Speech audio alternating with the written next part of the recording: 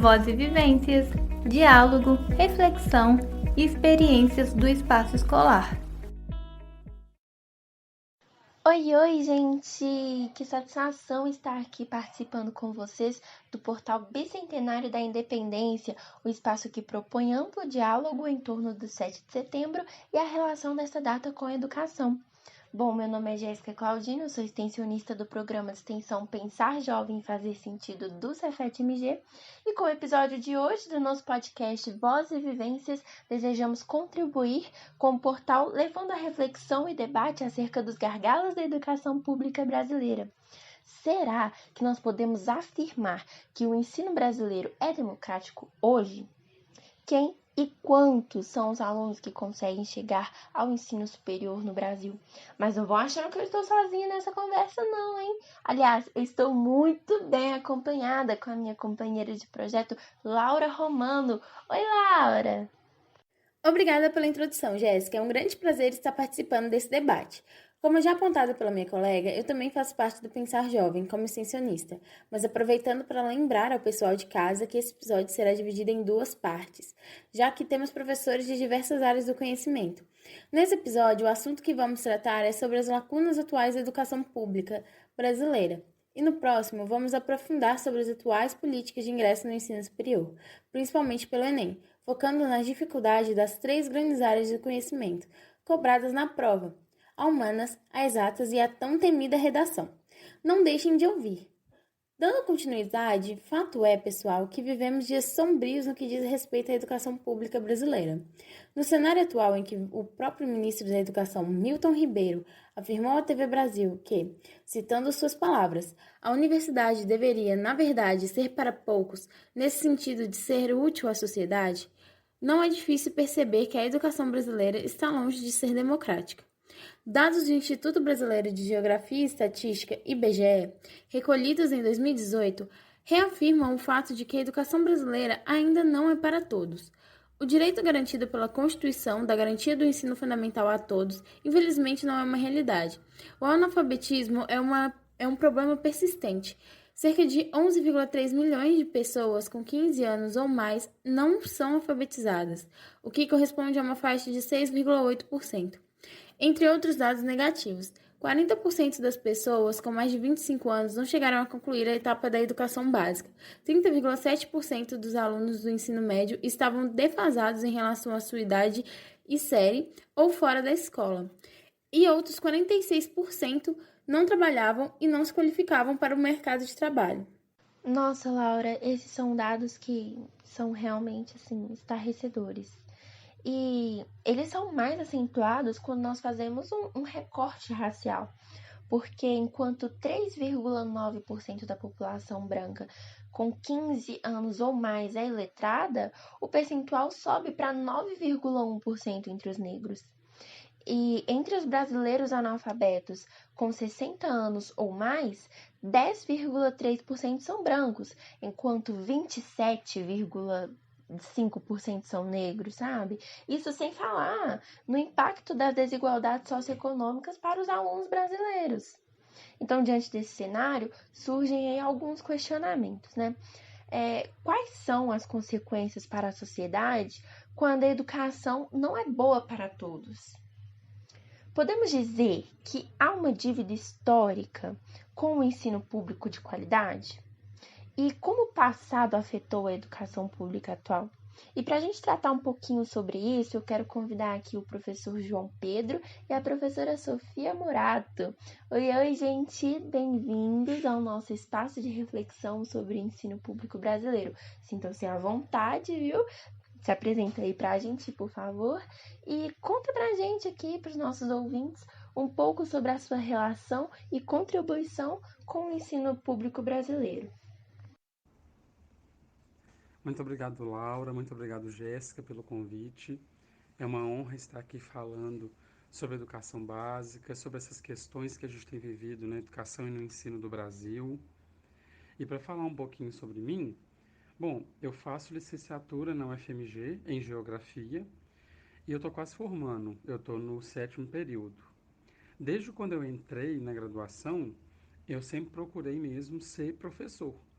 Então, assim, Eu fiz várias palestras, eu participei de curso de metodologia ativa, eu peguei várias optativas na área também. E eu acho assim que isso me ajudou muito e me possibilitou já ser professor na área no meu segundo período. Eu fui professor num projeto social que já até finalizou, que chamava Sou Crânio, que ele era um preparatório para pré-ENEM e pré-Cefet Coltec para alunos de baixa renda. E ele foi organizado até principalmente por ex-alunos do Cefet.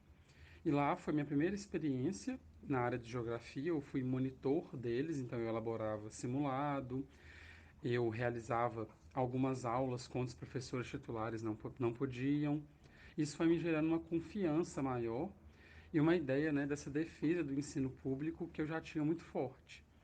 Então, depois disso, no início do ano, eu comecei em 2 cursinhos diferentes. Um que era o projeto da Help School, que é um cursinho Cefet Coltec, e eu estou lá até hoje, eu leciono geografia para os alunos, né, que estão no 9º ano. E um que era o projeto Gênio Online, que era para alunos de Enem, que era um projeto também que abarcava muitos alunos de baixa renda.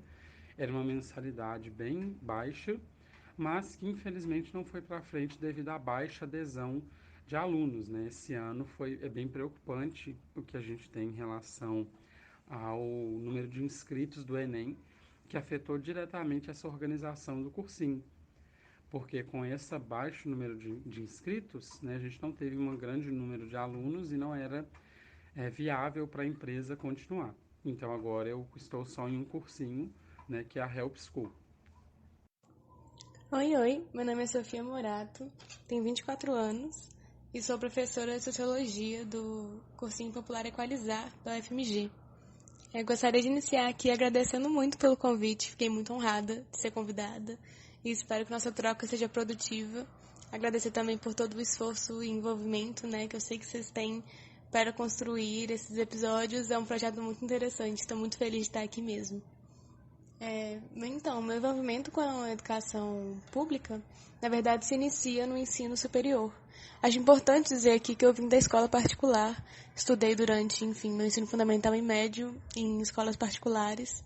Então, meu primeiro contato mesmo foi na universidade pública, né? Quando eu entrei na UFMG, no curso de Ciências Sociais, em que eu já formei, né, na licenciatura. Estou atualmente até fazendo a continuidade para o bacharelado.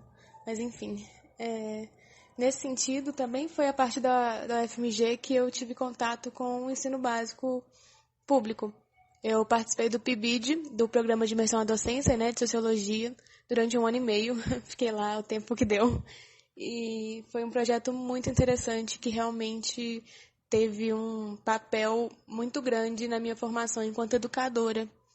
Não só por ser, o primeiro momento em que eu vivenciei a escola pública, eu acho isso de extrema importância para hoje eu atuar nesses espaços, né, enquanto professora. Eu tive essa oportunidade, então, de viver o cotidiano escolar, e isso foi muito marcante para mim, assim, de compreender as potencialidades desse espaço. E também acompanhei, então, né, 2 professores de sociologia, em que, observar suas práticas e construir com eles projetos dentro da escola foi muito interessante. Mas depois, em 2019, ainda na minha graduação, eu entrei no Cursinho Popular Equalizar, então, como professora de Sociologia, e foi outro momento muito marcante mesmo na minha formação, não só enquanto educadora, mas também enquanto pessoa. O Equalizar é um espaço que transforma a gente mais do que qualquer outra coisa, porque é realmente uma comunidade ali de aprendizagem.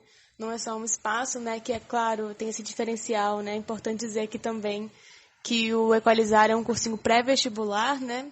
Então, portanto, eu dou aula para alunos de pré-ENEM, e isso tem uma marca, né, no ensino e nos nossos objetivos enquanto cursinho, mas talvez a minha contribuição, em algum nível, seja atuar como professora voluntária lá, mas afirmo aqui que eu aprendo muito mais com aquele espaço do que talvez eu ofereça para os meus estudantes, porque é realmente um espaço de formação, não apenas, né, dos meninos, mas também nossa, enquanto pessoa. Acho que é isso. Muito bacana, Sofia Maroto e João Pedro. Então, gente, o que vocês acham do cenário atual da educação brasileira? E quais são os principais gargalos atuais que vocês identificam como empecilhos para a democratização do ensino público? Eu acho que os principais gargalos que a gente vê hoje como nesse empecilho para entrar no ensino superior é mesmo essa noção de pertencimento. Muitos alunos do ensino público não nem almejam estar no ensino superior porque acham que a universidade não é para eles, acham que a faculdade não é para eles, então eles não se sentem pertencentes, eles não se veem como parte daquele lugar. O que é muito triste, né? Porque a gente não tem esse senso, essa criação desse senso de que eles podem acessar esses lugares, que esses lugares são públicos. É até muito comum a gente receber perguntas de alunos assim: mas quanto que eu pago numa universidade federal? Né? Não tendo uma ideia de que uma universidade federal é algo público. Então, eu acho mesmo que a disseminação da informação ela fica muito restrita, né, aos grupos dominantes, né, às classes sociais mais dominantes, e essa restrição dessa informação acaba tirando esse senso de pertencimento e de desejo. Então, muitas pessoas, né, eu vim do ensino público e eu tenho um convívio muito grande com pessoas da área, elas nem almejam estar ali dentro porque elas não sentem que elas dão conta, não sentem que é um lugar para elas. Então, eu acho que o principal fator mesmo é um cerceamento, né? Você cerca as informações, você só deixa naquele grupo privilegiado e você faz com que a pessoa nem deseje se graduar. Então, eu acho que esse é um gargalo principal que a gente consegue ver. E outro gargalo também, né, que eu consigo perceber, é essa ideia do não investimento, da não preparação que muitas redes públicas não fazem para o Enem. Então, elas não são instruídas a preparar os alunos para o Enem. Então, o que eu não acho que de tudo é errado. Eu acho que a educação ela tem que ser libertadora, né? Ela tem outros fatores que ela tem que trabalhar, mas eu acredito que a educação deveria, no terceiro ano, ter um foco maior, terem aulas extra classe para os alunos que pudessem e quisessem, ter um maior incentivo, e uma coisa que eu sinto que é muito baixa, que não tem acontecido. Bom, então se não tem um comprometimento, né, igual a gente vê que o nosso governo não se compromete com a educação pública, a gente tem mesmo aumentando mais a distância, né, entre os alunos de ensino privado e os alunos de escola pública. E a gente viu isso nesse reflexo direto que a gente viu esse ano, que é a baixa adesão no Enem. Então foram poucos alunos inscritos no Enem, que está revelando, né, que essa democratização ao ensino ela não está acontecendo da forma que ela era antes. Então tem uma retração desses jovens, dessas pessoas que querem acessar o ensino superior, porque elas começam a não se enxergar pertencentes a esse lugar mais. Então, né, toda uma construção que foi realizada sendo desfeita em pouco tempo. E esse ano o indicativo de alunos inscritos no Enem é realmente muito grande. Mostra muito como que a educação não está atingindo, né, o que ela deveria atingir. Que é essa ideia dessa entrada do ensino superior, que é para a gente formar cada vez mais pessoas, que é o que a gente vê que não é o comprometimento que o nosso governo atual tem. Acredito que a educação pública brasileira hoje é marcada por desafios, tanto internos e externos, né? Externos relacionados principalmente às desigualdades sociais e econômicas e pela falta de acesso de muitos sujeitos ao ambiente escolar, que, na minha opinião, se dá, em algum sentido, né, pela falta de investimento do governo estadual e federal nesses espaços, né, que são frequentemente alvos de cortes orçamentários, de modo que eles nunca se colocam como prioridades, né, dos planos governamentais. Mas, ao mesmo tempo, eu acredito ser importante falar aqui dos desafios internos. Ainda hoje, a escola é muitas vezes apresentada como um espaço democrático e aberto às diferenças, principalmente no ensino público, né? Essa ideia de que ele está aí para todos. Mas eu ainda acredito que, na prática, ele funcione muito como um espaço reprodutor das desigualdades sociais, assim, como colocado por Bourdieu, por exemplo. Eu acho que para uma real democratização do ensino, o primeiro passo é justamente o reconhecimento das desigualdades e das diferenças. E existem vários exemplos, né, para se dizer em que sentido isso não é reconhecido, né? O currículo, por exemplo, né, é algo que é construído de modo neutro, né, a partir de um discurso neutro, de que ali existem todas as competências e habilidades, se dizendo, por exemplo, da BNCC, né, que são imprescindíveis para a formação do aluno, mas uma crença de que esse conhecimento vai ser distribuído de maneira justa e igualitária, porque a gente sabe que na prática não acontece, né? Ou mesmo pensando no comportamento esperado dos estudantes dentro de uma sala de aula, né? O silêncio é muito valorizado, a ordem é muito valorizada, mas não é olhado de fato quem são aquelas pessoas, quem são aqueles sujeitos, ao que eles se interessam.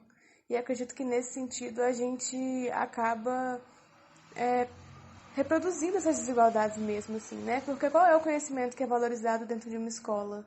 Qual é o conhecimento que é cobrado desses meninos em provas e atividades avaliativas?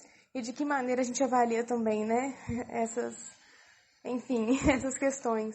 Então, eu acho que é muito complexo falar sobre isso, assim, porque ao mesmo tempo que existem desigualdades estruturais que vão ser muito marcantes na nossa sociedade, né? Desigualdades de raça, de gênero e de classe também. Dentro do espaço escolar, essas desigualdades são ainda mais reforçadas mesmo. Então, acredito que essa é uma dimensão também muito significativa para se pensar a construção de um ensino público democrático. Sofia, você acredita que pode-se afirmar que há uma dívida histórica brasileira com o ensino público de qualidade? Baseado em que fatos e acontecimentos passados você endossa a sua opinião?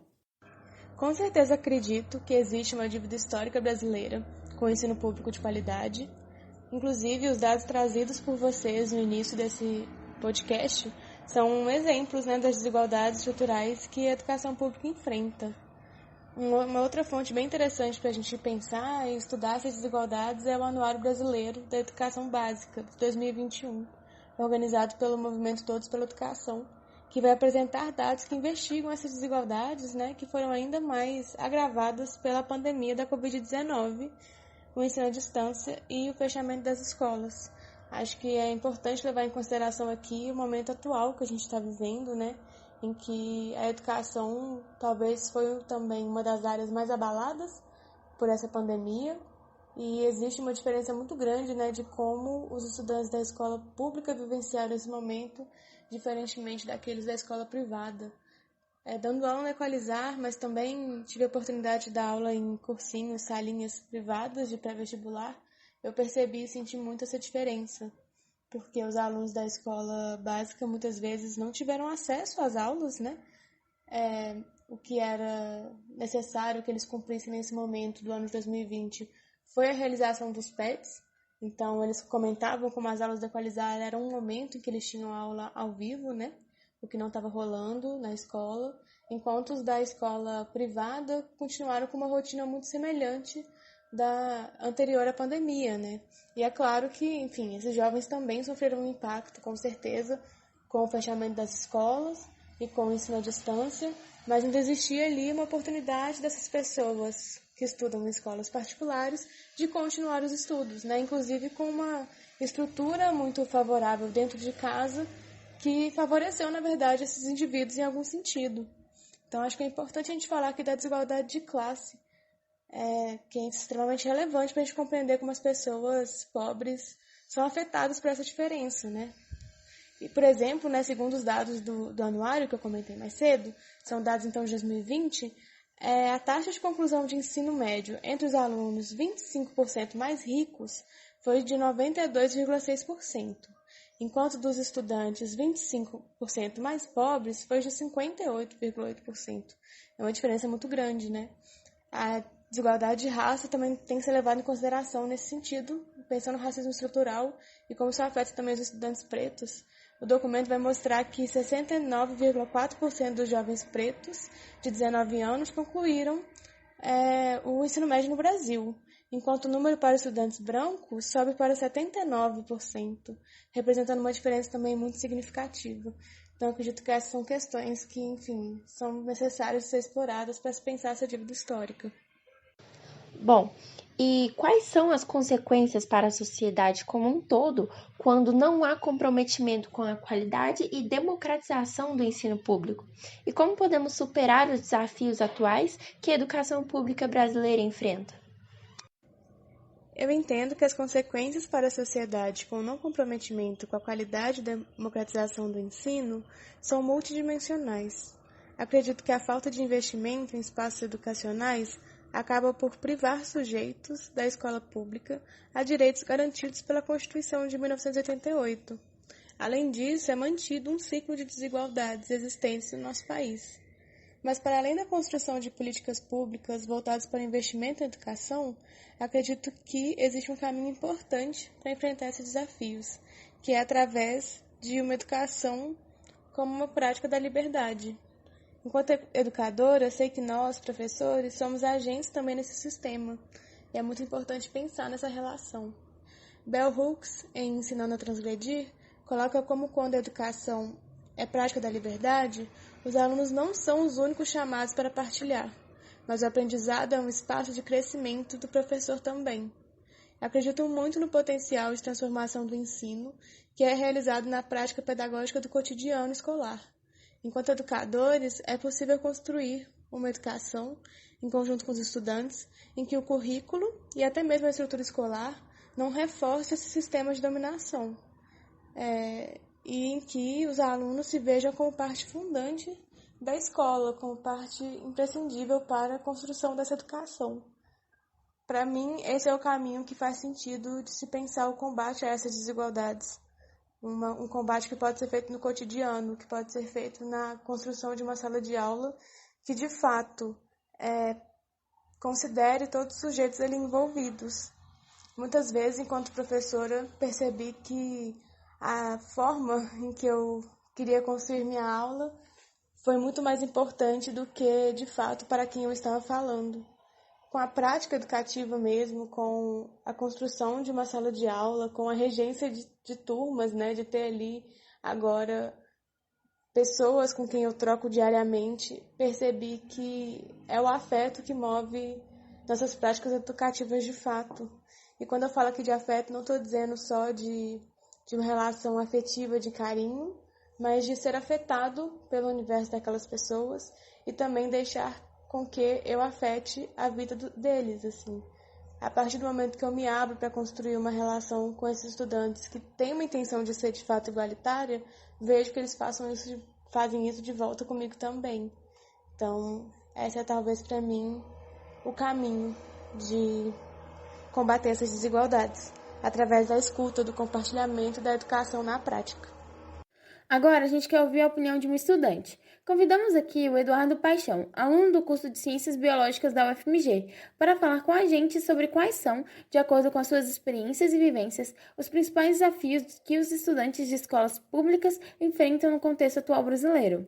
Então, Eduardo, qual é a sua perspectiva, enquanto estudante de escola pública, de ingressar em uma universidade federal? Acha que o ensino remoto emergencial, conhecido como ERE, impactou de formas diferentes o ensino privado e o público?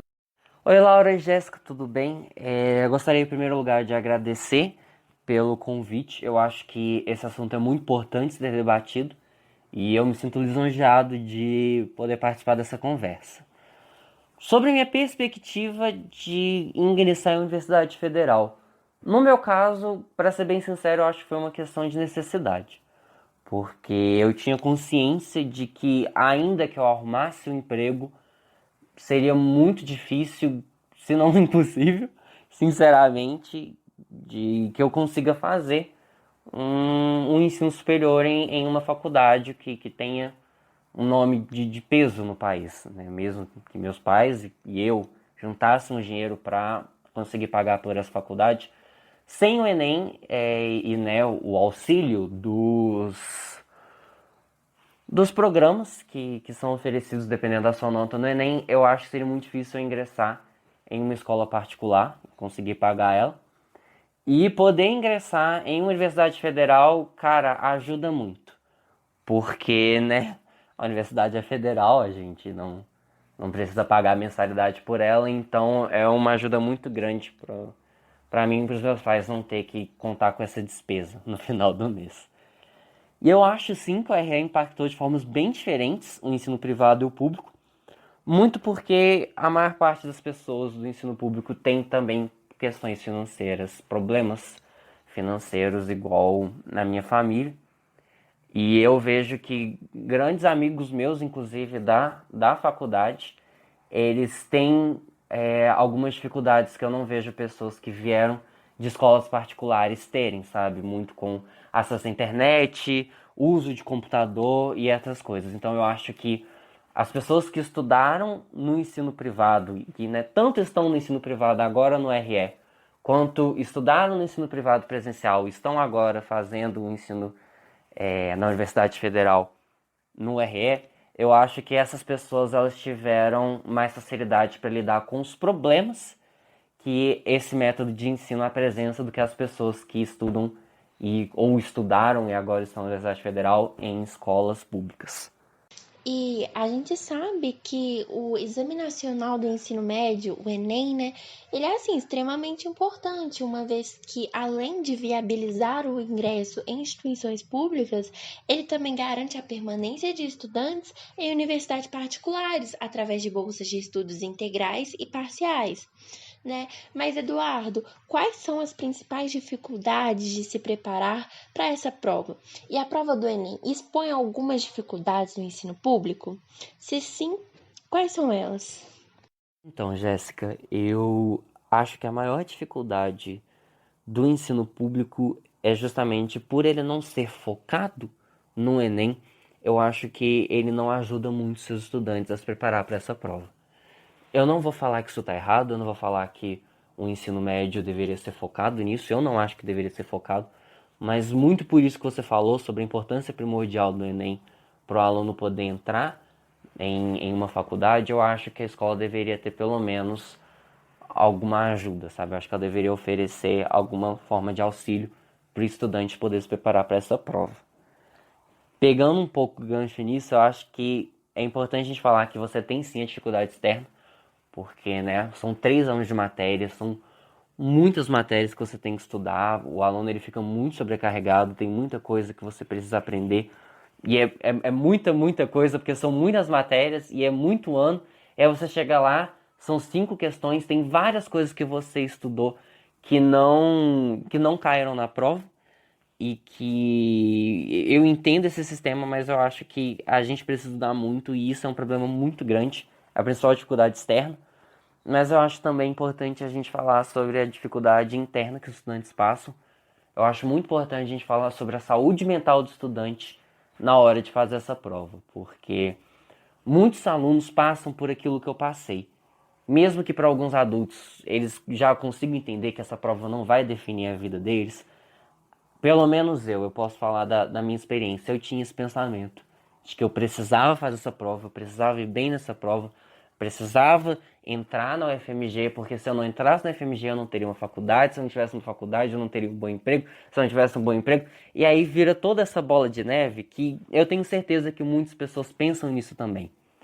E eu tive muitos problemas com estresse e com ansiedade, porque o meu terceiro ano ele foi bem complicado. Tanto que eu tinha que lidar com as questões da própria escola, quanto com o Enem.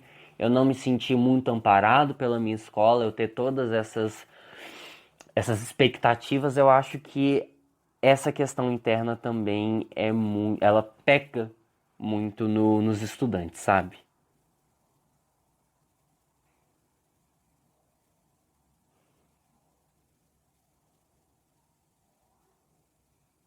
Nacionais Anísio Teixeira, INEP, apenas 21% dos adultos com 34 anos têm ensino superior. Na sua opinião, como estudante, que fatores contribuem para que a inserção e a persistência no ensino superior seja tão baixa? O que poderia ser feito para reverter essa situação? Então, Laura, eu acho essa pergunta bem complicada, mas pelo menos ao meu ver, eu acho que tem 2 fatores muito grandes que façam com que essa taxa seja tão baixa. O primeiro são, acho que questões psicológicas, porque, ser bem sincero para vocês, o ensino superior ele é muito difícil. Mesmo eu tendo muito menos matérias do que eu tinha no meu ensino médio, eu fico muito mais cansado agora. Pode ser também, né, por questões do RE, de, né, eu não poder sair de casa, eu não poder ver os meus amigos, eu tenho várias matérias que são de laboratório, ao invés de eu estar lá observando as lâminas, eu estou olhando slide no meu computador, mas eu tenho amigos que fizeram a faculdade antes, né, do RS ser implementado, e eles também falavam que a faculdade era muito cansativa. Então eu acho que talvez algumas pessoas elas vejam que a faculdade faz muito mal para elas, faz com que elas fiquem muito ansiosas, muito estressadas, podem piorar casos de depressão, de pessoas que já têm ansiedade, né, e outras questões psicológicas, e elas veem que se elas saírem da faculdade, a saúde mental delas talvez melhore. Eu não vou julgar, eu não vou falar que o que elas fizeram está certo, que elas fizeram está errado, porque, né, são decisões das pessoas. E eu acho que o outro motivo são questões financeiras, porque a faculdade ela é extremamente trabalhosa, mas ela é muito pouco é, remunerativa, não sei.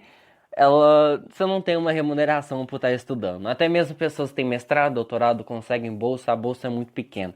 E eles trabalham com outras coisas, né?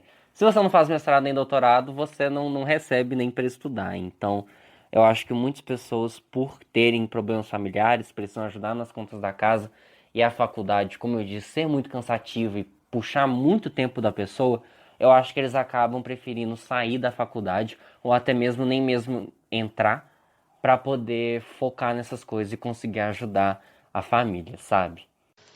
E agora conta pra gente, quais foram as suas primeiras impressões, assim, sobre a faculdade quando você entrou?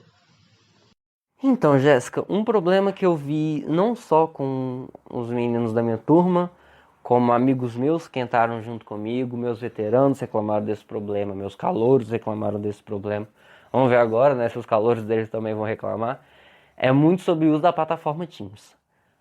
Eu acho que por algum motivo a FMG não conseguiu lidar muito bem com essa plataforma. Teve muita gente que não conseguiu entrar junto com todo mundo e aí perdeu algumas aulas síncronas. Teve gente que, é isso que eu falo, não conseguiu entrar, não conseguiu fazer o cadastro na plataforma. Teve gente que fez o cadastro na plataforma, mas que por algum motivo não recebeu o link ou a mensagem, não conseguia entrar em algumas aulas. Então, teve gente que estava assistindo aulas com a gente, mas que alguma matéria ou outra só conseguiu entrar depois de 2 semanas já na faculdade. E eu acho que a UFMG pecou muito nisso. Outro problema que eu senti falta foi de uma aula magna da faculdade, sabe? Meu curso teve, sim, uma aula magna com o coordenador professor Carlos Renato, que foi muito esclarecedora, não só em questões do próprio curso, mas da faculdade em si. Mas eu senti falta de uma aula magna da faculdade para eu saber sobre a reitoria, para eu saber sobre a FUNP, para eu saber sobre questões de auxílio psicológico, questões de auxílio de dentista, né, que eu sei sobre o que a faculdade tem, mas eu não sei muito bem, porque eu não tive, né, uma aula magna que me explicasse bem sobre essas questões, e eu acho que seria importante que a faculdade, não sei, talvez pode até ser uma questão de que já que, né, cada campus lida com as questões de uma determinada forma, mas eu acho que tem algumas coisas sim que todos os estudantes podem usufruir na universidade, que seria importante que a UFMG tivesse uma palestra só para isso, Fraga, para falar com todos os alunos de todos os cursos, e explicar como é que a faculdade em si funciona e as coisas que nós podemos aproveitar dela. De acordo com a sua experiência, que medidas precisam ser tomadas pelo governo federal de modo a diminuir as dificuldades dos estudantes do ensino básico público de ingressar em uma universidade pública de ensino superior? Então, Laura, como eu já falei anteriormente, eu não acredito que o ensino médio deveria ter como foco ensinar os alunos a fazer o Enem, mas eu acho que seria bacana se as escolas oferecessem uma ajuda para os meninos. Eu sei que escolas particulares aqui de Belo Horizonte, como o Santa Maria, o Santo Agostinho, o Colégio, eles ofertam monitorias para os alunos que aí sim são mais focadas nas matérias do Enem. E eu acho que seria interessante se as escolas públicas de Belo Horizonte, né, talvez do país, se elas fizessem algo parecido, talvez até mesmo um acordo com as universidades federais, com os cursos de educação, né, como geografia, história, biologia, química, todas as matérias, os alunos que estão seguindo o percurso da licenciatura, e eu me incluo nesse caso, que agora no terceiro período eu vou começar realmente, eu vou realmente ingressar no percurso da licenciatura, e eu super toparia participar de um projeto indo nas escolas e ajudando esses alunos como monitor, sabe? Não precisaria nem ser um estágio, eu acho que até mesmo um trabalho voluntário, além, né, de obviamente ajudar os alunos, eu acho que seria algo muito bacana de se colocar no currículo, fraga. E eu acho que já seria uma experiência muito boa para as pessoas que pensam em ser professores, educadores no futuro, para eles perceberem se eles gostam daquilo, se eles gostam de dar aula, se eles se interessam por aquilo e se eles realmente querem continuar nesse percurso. Muito obrigada, Eduardo Paixão, João Pedro e Sofia Morato, pela enorme contribuição e participação aqui com a gente. E, bom, pessoal, realmente a identificação dos desafios do ensino público é fundamental para que haja uma reflexão acerca das consequências negativas impostas para toda a sociedade, né não, Laura? Pois é, Jéssica. Além disso, o debate sobre esse assunto tem muito a contribuir para apontar caminhos para a ampliação da democratização do ensino público brasileiro de qualidade. Esperamos que o nosso podcast tenha dado a visibilidade adequada ao assunto e que ajude muitas pessoas a pensar e se conscientizar mais sobre a problemática apresentada. Bom, pessoal, chegamos ao fim do episódio, mas antes de finalizarmos, gostaríamos de agradecer ao Portal do Bicentenário da Independência pela oportunidade que nos proporcionou de trazer aqui esse diálogo ao público, nos permitindo aumentar a visibilidade e a conscientização para com os desafios que a educação pública brasileira enfrenta e a importância de superá-los, né? Claro. Queremos agradecer também o apoio da Diretoria de Extensão e Desenvolvimento Comunitário do Cefet-MG e a coordenadora do programa Pensar Jovem Fazer Sentido, a professora doutora Carla Moreira. Esse episódio foi idealizado por mim, Jéssica Claudino, e pelos meus colegas de equipe, Laura Romano, Miriam Alexandre, Natália Roberta e Thalita Gonzaga. O Pensar Jovem convida todos vocês, entusiastas dos assuntos relacionados à situação da educação pública e das vivências dos jovens, a participarem dos nossos debates aqui no nosso podcast Voz e Vivências. E também nas nossas redes sociais, né? Segue a gente lá, o nosso arroba é @PensarJovemCefetMG no nosso Instagram e no Twitter nós somos @PensarJovem, tudo juntinho. Todas as informações sobre como enviar suas propostas estão todas lá, ok? Quero agradecer aos ouvintes por ter nos acompanhado até aqui. Esperamos que vocês tenham gostado muito do nosso bate-papo. E até o próximo!